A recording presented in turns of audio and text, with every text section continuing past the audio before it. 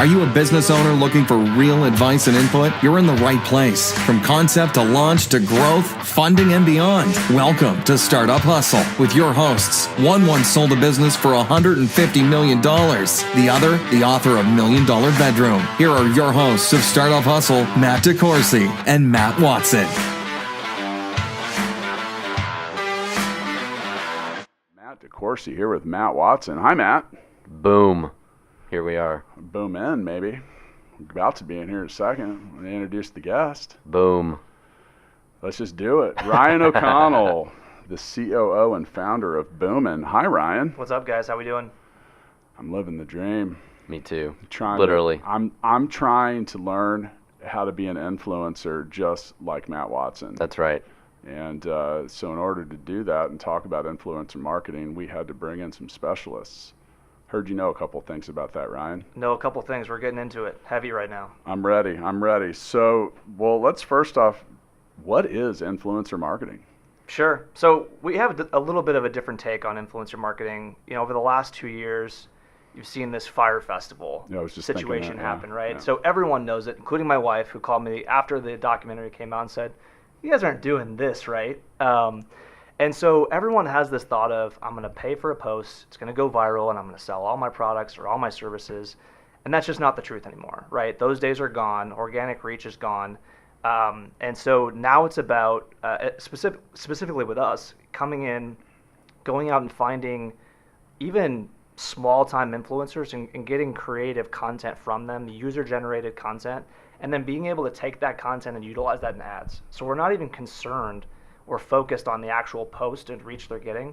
Yes, that's great, and we're of course getting sales from that, but the focus is getting, again, not even A-list influencers, but B and C-list influencers, getting quality content, getting testimonials, and then being able to utilize their testimony and credibility in advertising to their audience specifically. And that's what we're really seeing a huge return on, opposed to, again, paying an influencer, crossing your fingers, and hoping that you get the return that you want, or the ROI. Well, and it has to be done the right way too, because I remember a friend of mine followed, it was one of the women's soccer players on Instagram, and it was highly annoying because like every other post on Instagram was clearly an advertisement by them. Like it was total influencer marketing of them doing something stupid with some product that was totally blatant advertising. So I think it has to be done the right way too. Well, you have a good point, and some of that's about how can you tastefully, but still maybe shamelessly, rock a little self-promotion. I mean, unlike doing things like saying this podcast is brought to you by the founders of Fullscale.io, we help people build software. I mean, was that blatant? No. It wasn't? Maybe. No. I think there's the expectation too, right? Like you guys offer a ton of value on this podcast in terms of the how-tos and walking people through the reality of what startup life is like. So when you're talking through that situation and talking through these products and services, there's that expectation. If you were to come on and talk about a new hydration water that helps you through workouts, the audience is going to be like, dude, come on. Like we're talking about Startup Hustle here, not about hydration for my CrossFit workout. So I think when people have that expectation, not only are they open to it, they're all in on it. Sure. I guarantee you that you guys have a lot of push in terms of that startup world, and people are like, wow, that's a great product. I would love to test that out because of the credibility and it being in line with what you guys are talking about. So, Ryan and I were talking a bit before we hit record, and his company, Boomin, that's BOOMN.com. It is. Helps e-commerce brands and different people and businesses expand their reach through influencer marketing and a whole lot of other stuff. And, I was using the specific example of Mixtape. Because Mixtape and what Joel Johnson, the creator of the game, and I have talked about, like Mixtape is a great example of something that would probably be received well in an influencer marketing campaign. You say Mixtape, it's about music, and in a recent podcast we were talking about the book that I just wrote, and a member of Dave Matthews Band. If you have him playing Mixtape on a tour bus with Dave Matthews and they post it on Instagram, it's game over. Because there's enough people that are like, oh wow, they're having fun doing that. So certain types of things will respond well to influencer marketing. What are some things that might not? Yeah, just like I said, it's about that authenticity. Right. You know, is everything. And so just making sure that, you know, you're aligning yourself with, I guess, you know, themes and products and services that align with your audience and what they're looking to Kind of like hear. you said, us pushing a hydration water product for the workout. And if you're friends with Watson on Facebook, you can see him shirtless, talking about how he doesn't work out. That's right, baby. Were you pushing water products there? Hey, I saw water behind you. You were by the pool. That wasn't a dig, by the way. That was just throwing it out of left field. So yeah. Yeah. But like you said, I think that authenticity, and you know, I'm okay with someone, you know, pushing or recommending something. Like, I get it. I'm okay with that. But like you said, if you have a musician and he's like, man, the brakes on my car and the way that this brake shop did it, or just really stopped a lot of bad stuff from happening to me, I'd be like, dude, what the frick is this? Yeah. So is that part of what you like? How do you find influencers then? Like what's I mean, tell us about what Boomin does and like your process of determining, I mean, how you would help us. Yeah, how do you go about doing a campaign like this when it comes to you? Yeah, so I guess to take it all the way back, I helped start a content marketing agency out of college called Influence & Co. They're still in Columbia. They're about 100 people strong. As in Columbia, Missouri. Columbia, Missouri. Yeah. Run by Kelsey Meyer. Unbelievable company. But what I realized over a 5-year period there, that I had almost zero interest in starting another agency and having 100 to 150 employees. You know, we were just talking before the podcast kind of got rolling here about, you know, the days of Matt being able to have 10 employees and just crushing the day. I said it was a lot easier to take, on some days it felt like it was easier to take over the world with 10 people than it was with 200. Yeah, for sure. Because it's a lot easier to get the marching orders out and communicate and stuff like that. But yeah. So what I realized outside Did you guys have that many employees at that other company? Yeah, so we had about 75 when I left, and about 100 now. And, you know, I noticed once we moved, you know, out of one room, essentially, the relationships kind of disappeared in some sense. And, you know, I spent the better part of 3 years traveling the country, meeting people. That's how I got connected in Kansas City with folks like Blake Miller and Drew Solomon, and realized that I didn't have any connectivity to my clients. And so, you know, when we set out for Boomin, we wanted to stay in one room in terms of our team and have a much deeper, wider relationship with our clients. So for us, we come in and we actually take a percentage of revenue of every store that we work with. And so instead of coming in and doing a management fee or a percentage of ad spend, which is a typical agency practice, we come in and say, we'll take 15% of net revenue on the store, and in exchange, we are your growth partner. If it's anything related to digital marketing or your store, we not only advise, but we also manage it. So that can be SEO, that can be site builds, email marketing, influencer marketing, advertising. And so when you approach that model, it's almost like investing. We have to come to the table, we have to look at their data, look at their analytics, look at them as people, say, do we want to sit with them and get 10 phone calls a day from these folks? And so totally different than scaling that last agency, because it was just sell, and you know, execute. But it's a lot more fun. Again, the relationships are so much deeper. It really is an investment. It's an interesting model. Sure. So is it 15% above whatever they're currently doing? Or is it 15% of what they're currently doing as well? What they're currently doing. Okay. Yeah, especially when we come in, you're talking about, you know, building an entirely new, typically a Shopify store is where we primarily work. And so it's a heavy investment. You know, we're probably losing to break even first 45 days or so. Okay. And so, you know, it's the understanding of, hey, we're going to come in, we're going to, you know, take some beatings up front, knowing that over 6-9 months, we're going to be able to grow the store and both be properly, right, you know, paid out long term for this. I mean, I like that because it's performance based. Yeah, I was going to say, I like it. You got skin in the game. You have a vested interest in the success or failure of whatever it is that I'm doing. And, you know, the typical, like, a lot of, you know, digital marketing or whoever your ad agency is, oftentimes are just motivated to see how much of your money they can spend for you and how quickly. And if that's the only incentive that you have, that's a problem. Yep. You know, like, you're trying to want me to spend more money so you can get paid more money, but there's not necessarily results tied to that. And then, you know, you're oftentimes hearing, well, it takes a little time and blah, blah, blah. And next thing you know, you're like, oh, well, I'm through a whole pile of cash here and you got a percentage of that, but there's no results. I've got an idea. Tell me. We should give him 15% of the podcast revenue, and he'll help grow it. Podcast game is still a Wild West. Yeah. Are you in? We'll give you 15%. No, you're not allowed to make those offers, man. You Why don't know not? because you don't know where this is going. Yeah. So- And there is no revenue to the podcast. So. That's the other key problem. But we are influencers. We could sell something, Yeah. right? That means we're supposed to get paid, Matt, not pay people. Oh, shit. I got this all wrong. Yeah. I'm going to take notes, and I'm going to get it right for you. Like here on my notepad that I have to take notes on. Because this is turning into work. I used to just sit down and I record. Now I got to take notes so we can actually get the descriptions right. And I don't know, man. I'm thinking about quitting. So Watson tried to give away 15% of the podcast. And I've got another right now. page where I put a tally every time you yawn while I'm talking. Yeah. And the problem is I'm out of paper. Yeah, I know. But yeah, that's fun. So, okay, so I like the approach. Well, first off, the Fire Festival was a great example. And for those of you that aren't familiar with it, I know many of you are. Fire Festival was at Billy McFarland and Ja Rule. Yep.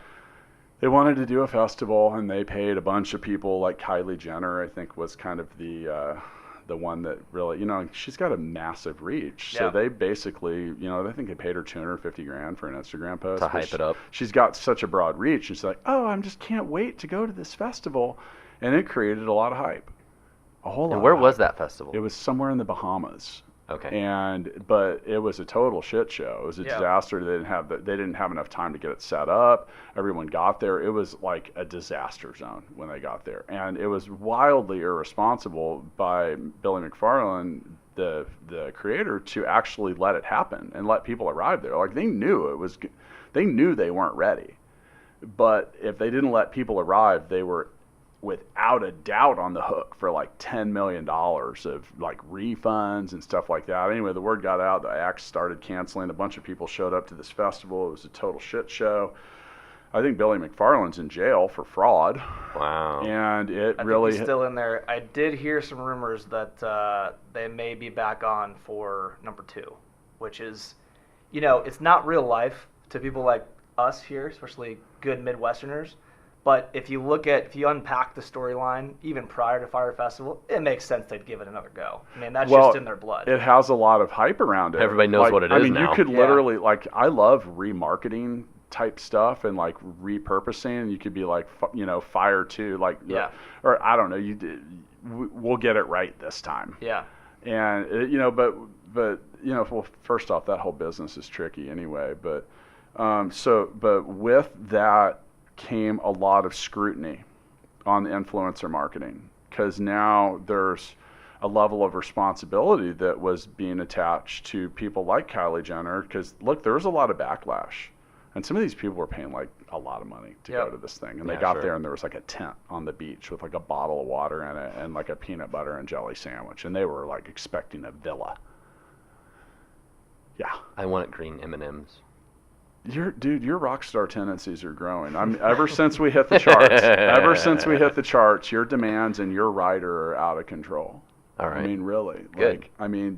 Why do you need a tour bus for our podcast when we do it in our office? Well, Gotta stay mobile, right? just in case. Just in case. I get it. Just in I case. get it. And then why does Well, sometimes we do them on site, when we do the stadium tour.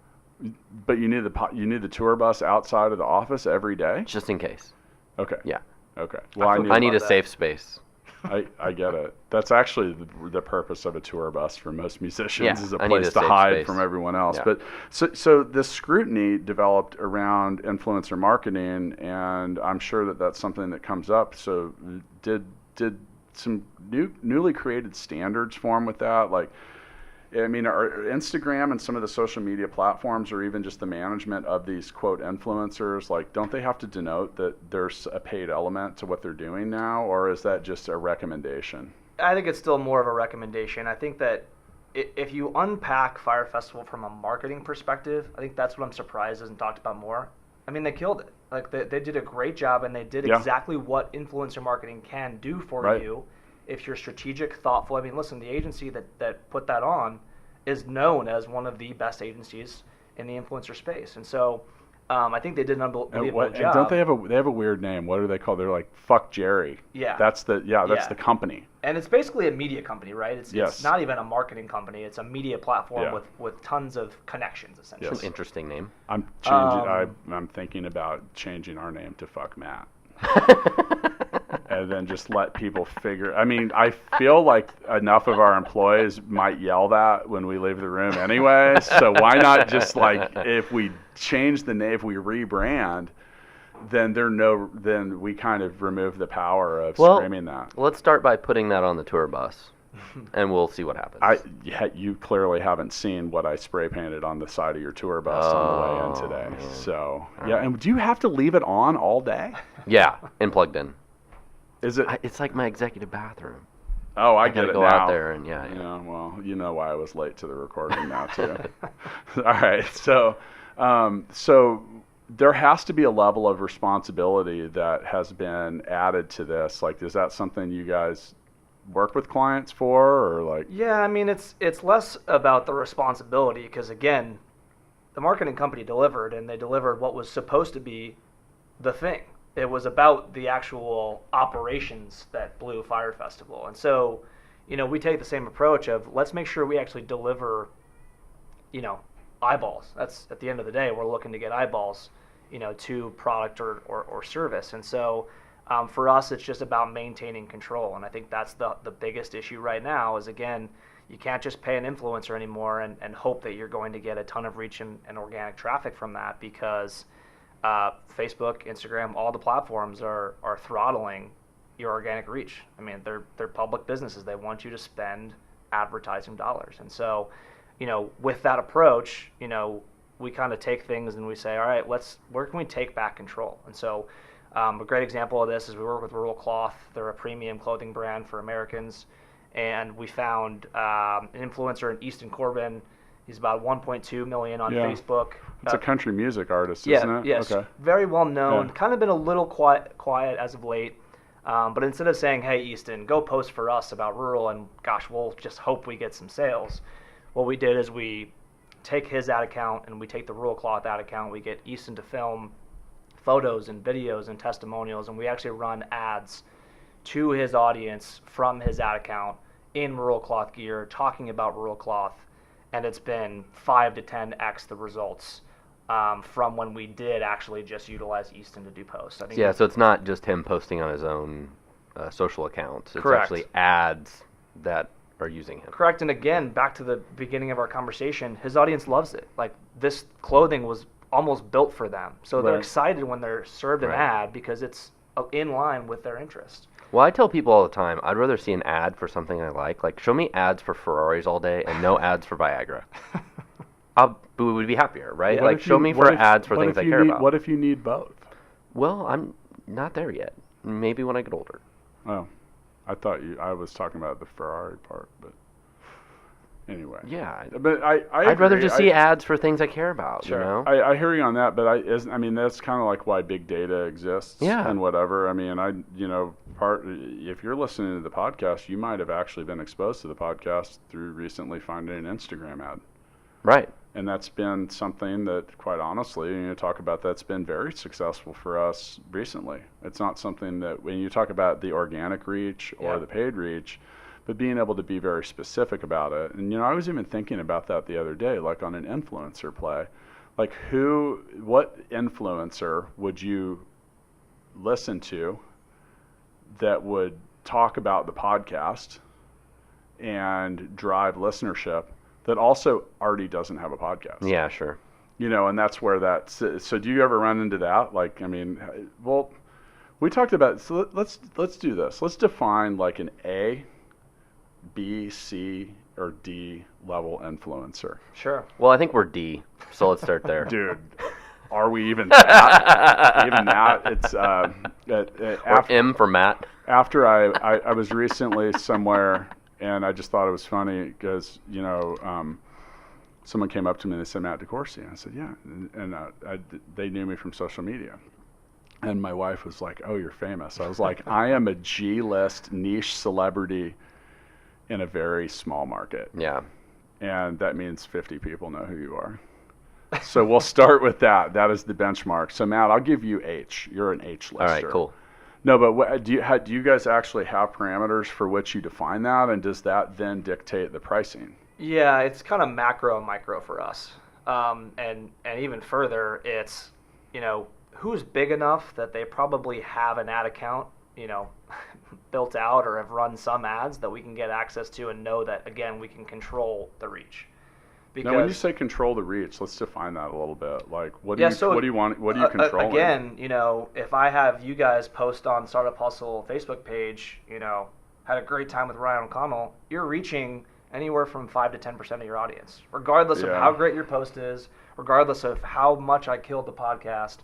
And so for us being able to have control in terms of marketing towards that audience that the podcast existed and putting the podcast in front of them multiple times allows us to reach a much, much higher percentage of people. And again, we know that people are interested in what we're doing here, and I'm talking about the podcast because they've liked or followed the page. So we're not trying to market to a cold audience. We're essentially remarketing to an audience that's already put their hand up and said, we want to be a part of this long term and kind of stay tuned with everything that's going on.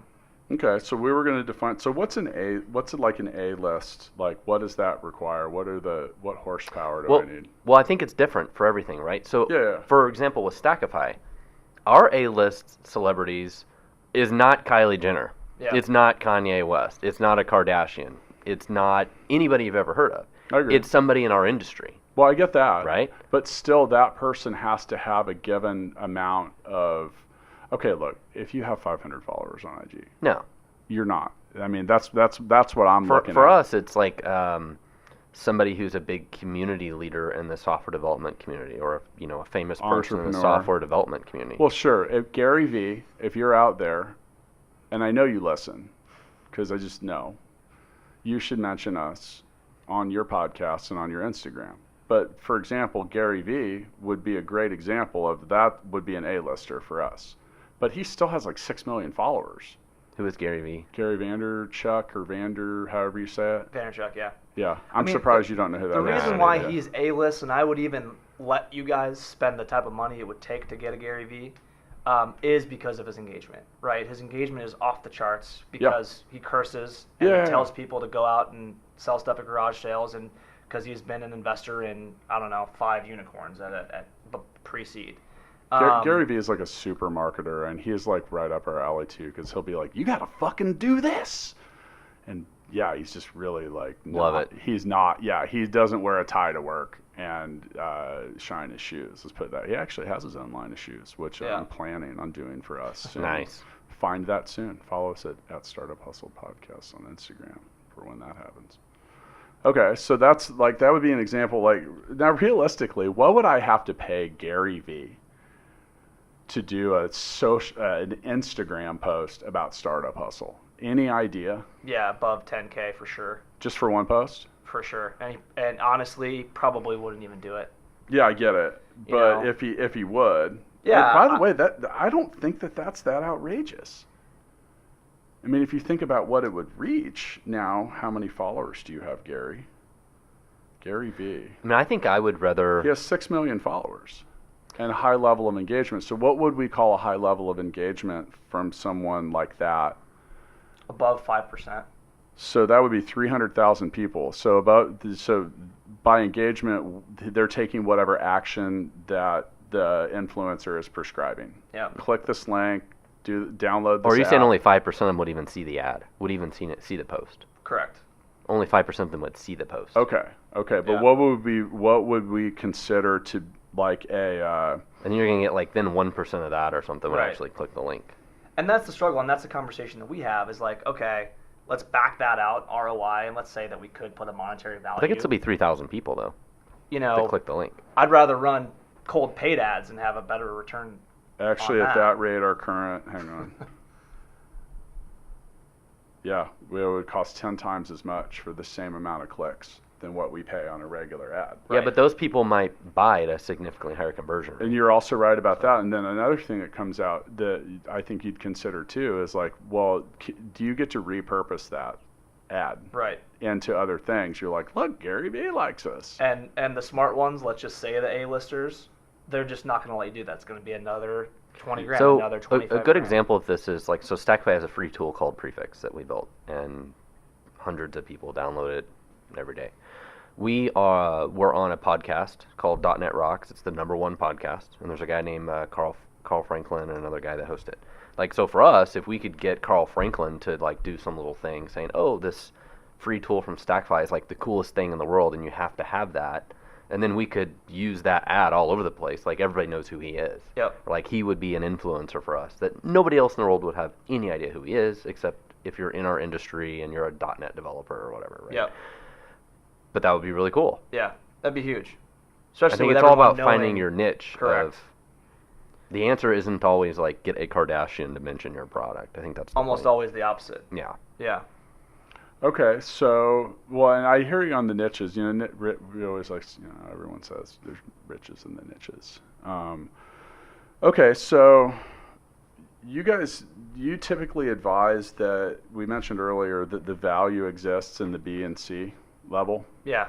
Is that just because, all right, so I have a friend and client and associate that is a social influencer, JC Lopez. He's the founder of Urban Necessities. I helped him build his YouTube channel, but he had like 400,000 followers on Instagram, and when we announced the YouTube channel, like before we even published a video, he had 10,000 subscribers. Very powerful, but you know, and people would approach us a lot of times about, so he's specific to sneakers.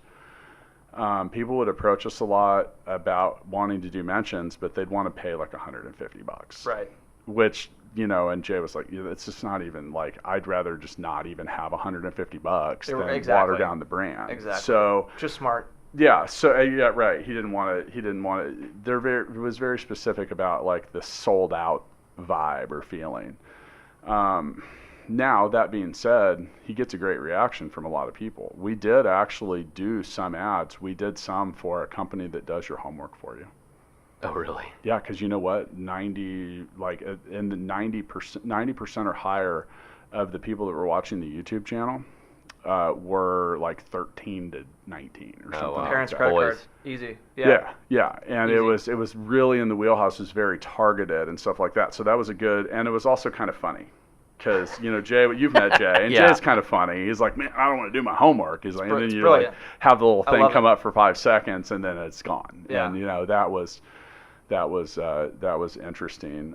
Kids, if you do your homework, one day you'll be able to afford these. But I would imagine with the, you know, it's the same way in like music, and we've talked about this some, just even approaching guests for the podcast, and it's like, you know, who is likely to want to come down? They're like, oh, I don't know if that person would be interested. I'm like, you might be surprised how easy it is to reach some of these people. Oh, yeah. I mean, especially people like Terrell Owens. I just had a buddy use Dennis Rodman in their hydration product video, and this was 2 weeks before he got put in jail for shoplifting from a grocery store. So, I mean, you're talking about literally you're not wrong, $100 for folks that are Yeah. like, you know, former A-list celebrities as well, which is a little bit interesting. So in those kind of examples, what do you got to pay those guys? Is it 10 grand, 100 grand, $1 million? $100 for some of them. Dude, $100? next to nothing. It is absolutely wild the things that these former celebrities will do for literally $100. because they're fucking broke, dude. Well, think about ex-Chiefs players. Yeah, well, that's the thing. It's like, well, Terrell Owens has got enough name recognition, but Yeah. dude, he is literally publicly broke. Yeah. Think about the 100 Chiefs players that are no longer Chiefs players that every person in Kansas City would know who they were. And they all don't have any money now. So Ryan, you It's a have great to, example. you have to be familiar with the Cameo app.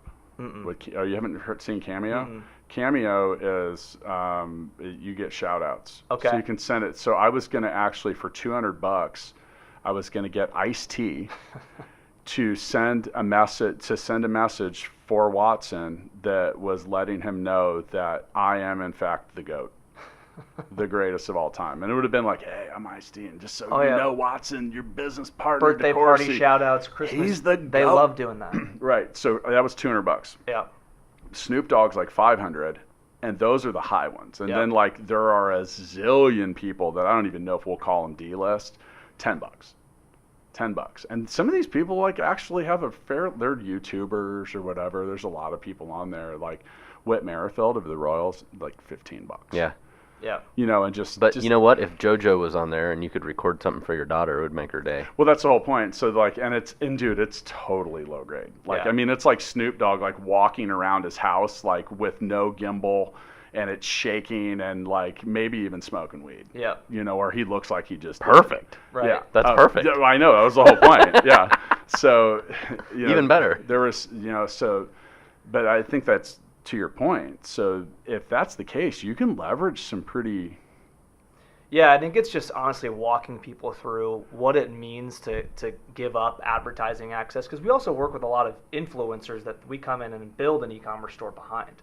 Yeah. And so we're not just an agency that's going out and trying to, you know, negotiate down rates and get influencers, you know, to do more for less. We also work with influencers, so we want to be helpful on both sides. So you actually work on the behalf of some influencers for them to Correct. figure out how to make more money? Correct. And the two ways we do that is we say, you know, listen, yes, you know, Easton, we're going to take roll cloth and advertise your audience, but we're also growing your page at the same time, which as a musician, it's like great, especially one that's, you know, got a new album coming up. That's huge for him. And then number two, figuring out revshare deals for them. Instead of saying, hey, you're going to get a $150 check that you're going to, you know, spend in one night, you know, let's figure out a revshare deal. You know us, we're performance marketers, so we're going to grow the brand. You're then invested there. And then they're seeing a much larger return long term, and they can be a part of something. And that's also how we're able to get more out of Easton, opposed to, again, saying, here's the cost for one post. And it just ends up being a much better partnership, and he's way more fun to work with then. And you know, that was one of the things I talked about in our last meeting about Mixtape. Because Mixtape, we recently were talking about my book, and the recording industry's changed so much. Like, people don't sell albums anymore. They're getting rid of iTunes. People don't pay for individual downloads anymore. It's all streaming. So, like, if, for example, on Mixtape, it actually makes sense for a musician to push it, because if their fans are listening to their music through it or doing something to get it out there, it's just more streams. Yeah. And that whopping half a penny a stream. And speaking of which, I think it's time to play Mixtape the Game. Oh, yeah. So, okay, so Mixtape's pretty easy. If you want to check it out, mixtapethegame.com. Digital product coming real soon now. And it is real soon. By the way, I saw the beta. Oh. It's freaking cool, dude. It looks great. It looks great. They use Facebook to connect to the friends. The development team was playing it. Okay. With each other. It was really cool. They were having a great time, and it was all connected, and like, it's getting ready. It's coming out soon. I can't wait. I'm stoked. Okay, so what song defines your rebellion? Man, I've been thinking about this for like 40 minutes, and this is a good one. This is a great question. My rebellion. You know, the funny thing is I just always want to say "fuck you" by CeeLo Green. Like, I mean, it's like I know I need to branch out, but it just always makes so much sense. I'm going with "Pour Some Sugar on Me." Wow. Just 'cause. I'm gonna win by default. Yeah, you, I mean, you really are. I feel like I'm I not have even to that go rebellious. with the Are you that the rebellious? theme song, or not the theme song, but the music of like Darth Vader, like. Dun, dun, Yeah. dun. I was that's just all thinking- I I can gotta only go do with three. I that. can only do 3 notes without having to Yeah. pay a royalty. By the way, I'm switching my answer to "Welcome to the Jungle." That's what I'm going with. Guns N' Roses, because that was like when Rebellion first started for me. It came out like 7th, 8th grade. Had a fucking jean jacket with a patch on the back and tore it up. Listen to that cassette over and over. And that was when you still had to take the cassette out and turn it over and put it back on the Walkman. Oh, yeah. You know what I think I'm going to love about Mixtape, the digital game, is hopefully it'll give you suggestions It will. of good answers. It will. And I think that'll make this game a lot It will. better. Yeah.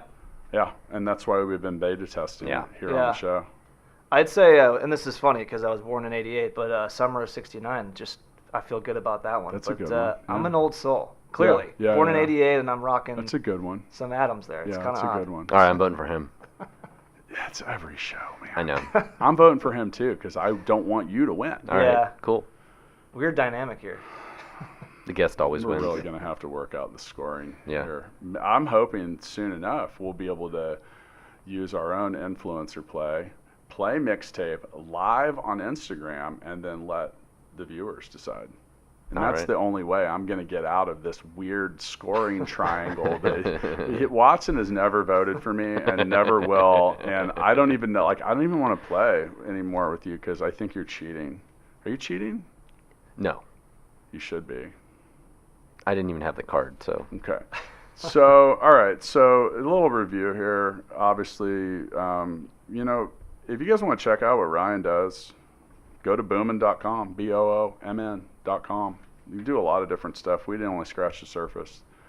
Help you build a brand, help you find influencers. I think this is a cool topic. I was glad we got to talk about this today. So, in summary, do you primarily work with e-commerce type companies? Like, yes. So somebody like Stackify is not really a fit? Yeah, so when we started, it was focused on e-commerce and app download campaigns, so app companies. And we should talk about that a little because you've had some really high success. Yeah, we've had some fun, and honestly, one of the reasons why we're not as focused, and maybe not as focused isn't the right word, but a little harsher in our due diligence, is that we've worked with a couple of app companies that we've blown up, have done our jobs in terms of getting large amount of subscribers and downloads, and it kind of forced them to be out of business in terms of their pool was too large to kind of help operate, and they ran out of their initial funding. And so, for us, it's about approaching app companies that at least they don't even have to be at revenue yet, but have a revenue model that's going to make sense as we scale. Okay. Again, I know that's not the name of the game with a lot of the app companies. Well, but an example us, was recently Pint Pass. Pint we Pass. We can talk about Pint Pass, right? Yeah, you you help bet. them get 30,000 users in a very short amount of time. Yeah. Dude, that's a lot. Mm-hmm. That's adoption. Yeah. And that drove a lot of interest, and that's the thing is like, where do you get that initial traction? But you'll do some campaigns like that aren't share of revenue. Those are more of a correct, paid and that's project or that's whatever. the other issue. We love this performance model. Yeah. It just allows both sides to be completely invested. But yeah, I mean, I would say we're still interested because we have a lot of fun with it. And Pint Pass was a great example of unbelievable app, especially for craft beer lovers around the country. It was a national app, so we weren't just stuck in a regional area or a city for a launch, and just focused on a giveaway. And we gave away $10,000 in beer money, which is what Pint Pass does. It Dude, pays if you could get like what I'm Travis talking Kelce about. like drinking beer talking about Pint Pass, I don't know who wouldn't sign up. Exactly. Like, and there's just certain influencers that Right. would just be perfect for that stuff. Yeah. Yeah, or just drinking beer. Yeah. Get Ron Swanson to drink beer. It's more of a whiskey guy, isn't he? Is Or he? Scotch. I don't know. That's true. Yeah. That's probably true. Yeah. I mean, yeah. So, okay. Well, did we determine that and by the way, that $150 influencer check that you are going to get is like not even gas for this freaking tour bus, dude. I You got to know. move this thing. And it's boxing me in. It gets gallons per mile. I can't even get out of my parking space. We got to make some changes here, Matt. I'm sorry. The influencer status that you found is clearly going to your head. Yeah, well, Actually, Matt is someone that you will regularly find on lists of influencers. I think some of it's LinkedIn. I do post quite a bit on LinkedIn. And you have a lot of people that... And you know what's funny is there's one particular person that always comments on every one of my LinkedIn posts because the guy clearly hates me. It's It's me. kind of You'll get fascinating. It's me. Man. It's me. fascinating. The bigger you get, the more that you get, and it's wild. I mean, a And lot of the influencers... I don't even know this guy. It's me. A lot of the He hates influencers me. we work with, I mean, are concerned. People show up at their house, and we're talking Really? about online influencers. We're not talking about, A-list. We're talking about influencers in the hunting space, and people will drive up to their house and say, "Can we get a photo?" It's like, are you insane? No. Dude, people just but it comes with the territory. Yeah. Like there's some you got to give some thought to that. And it's really funny because everyone wants to be an influencer. Yeah. Everyone's trying to be an influencer, and let's talk about, as we kind of round this out, what are if you think you can become one, you have to have some specific qualities. Like we were talking about the podcast stats recently, and I was reading an article, and it was basically said, if you're thinking about starting a podcast, don't.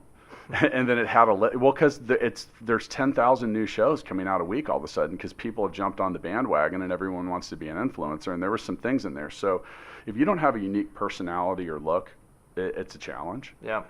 If you don't have value to add, so you have to be able to entertain people, you have to be able to educate them, or you have to be able to help them do something that they wouldn't normally do. You also have to be able to, or offer them an inside look. Like, for example, with Jay will go to SneakerCon and buy $100,000 worth of sneakers for the store. Well, people, they were interested to see what he's buying. Yeah. And like, how often are you like, hey, let me ride along with you while you spend cool. $100 really grand cool. on sneakers? So those are actually really popular, and they also want to see different things like that inside look. But if you don't have that ability to do that, you're going to really struggle to build an audience. Yep. And there's a zillion people trying to do it. So like with the podcasting, it's like if you don't have a unique story to tell, if you don't feel like you have some personality or whatever, and I think we figured that out right away. Our first episodes were not good compared to where we are 120 later, right? We're getting better. Matt's getting better. Matt is definitely getting better Yeah. at podcasting. Of all the Matts on the podcast, you have the most potential. That's right. Yeah. But so if you can't do that, or you don't have a story, your likelihood of being an influencer is pretty diminished. Yeah. Would you agree? I'd agree. I think it's also about, your network. Your guys' network has allowed you guys to grow the show, organically as well. And that's a big key to growing something like this. It doesn't just immediately get traction. And so there's got to be that network that's either going to either be involved or be, ambassadors and fans that are going to help, push it along to their audiences as well. And so that's why this show is done so well. I mean, you guys have had unbelievable guests throughout, the months and years. And so that's allowed you guys to get a lot more reach that you wouldn't have if it was just, you two guys in the room. So there's one thing that I wanted to start doing, and this is a great episode to start with, and you'll be our inaugural person. So our new Instagram page at Startup Hustle Podcast, we're only following 23 people at the moment because I want to make it count. And Ryan, you are the 24th. There we go. So am I allowed to shout you out?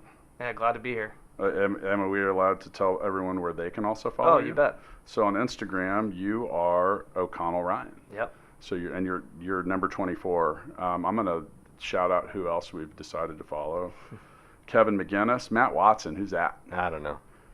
Ben Jackson of Bungie, Bo Nelson of Thou Mayest, Ryan Weber of the Tech Council, Blake Miller of Homebase, Chris Cheatham of Risk Genius, Davion Ross of Shop Tracker, Mixtape, Andrew Morgans, Ezzy Redwood, Luke Wade, amongst others. If you want to see the rest of the list, check us out on Instagram.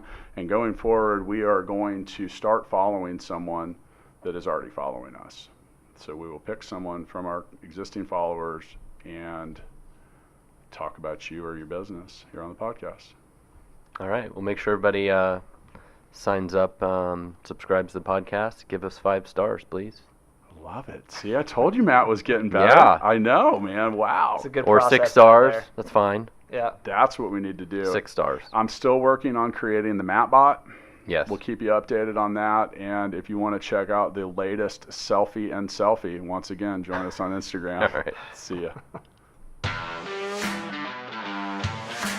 Thanks so much for listening to this episode of Startup Hustle with Matt DeCoursey and Matt Watson. For more great content and to stay up to date, visit startuphustle.xyz. And if you enjoyed today's episode, please rate and subscribe. And we'll catch you next time on Startup Hustle.